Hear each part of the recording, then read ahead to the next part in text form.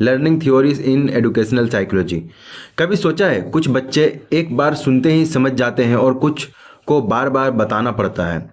फिर हम लेवल लगा देते हैं, ये इंटेलिजेंट है, ये एवरेज है, ये वीक है।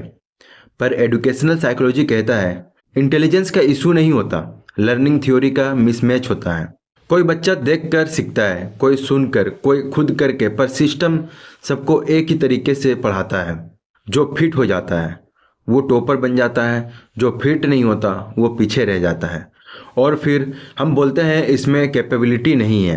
लर्निंग थ्योरीज हमें बताती है कि दिमाग मशीन नहीं है, ये एक्सपीरियंस से शेप होता है। बिहेवियरिज्म कहता है रिवार्ड और पनिशमेंट से लर्निंग होता है, इसलिए बचपन से मार्क्स को रिवार्ड बना दिया गया।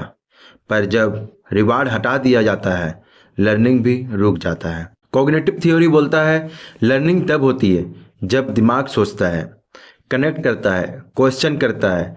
इसलिए जो बच्चा सिर्फ रट्टा मारता है वो एग्जाम के बाद ब्लैंक हो जाता है। कंस्ट्रक्टिविज्म बोलता है बच्चा खुद नॉलेज बिल्ड करता है, पर क्लास में उसे बोलने का मौका ही नहीं दिया जाता। कभी नोटिस किया है जब आप किसी चीज़ को किसी और को समझाते हो तब आप खुद ज़्यादा क्लियर हो जाते हो। यही लर्निंग थ्योरी का प्रैक्टिकल प्रूफ है। लर्निंग सिर्फ लेने का प्रोसेस नहीं होता, देने का प्रोसेस भी है। पर प्रेशर वाली एजुकेशन में बच्चा बस सरवाइव करता है, सीखता नहीं। लर्निंग थ्योरी ये सिखाता है कि फियर में दिमाग बंद हो जाता है, सेफ्टी में ओपन होता है। इसलिए जिस क्लास में टीचर अप्रोचेबल होते हैं वहाँ लर्निंग नेचुरली स्ट्रॉन्ग होता है।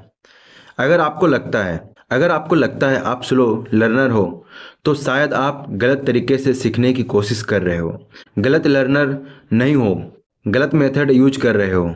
और जब मेथड बदलता है तो रिजल्ट अपने आप बदलने लगता है।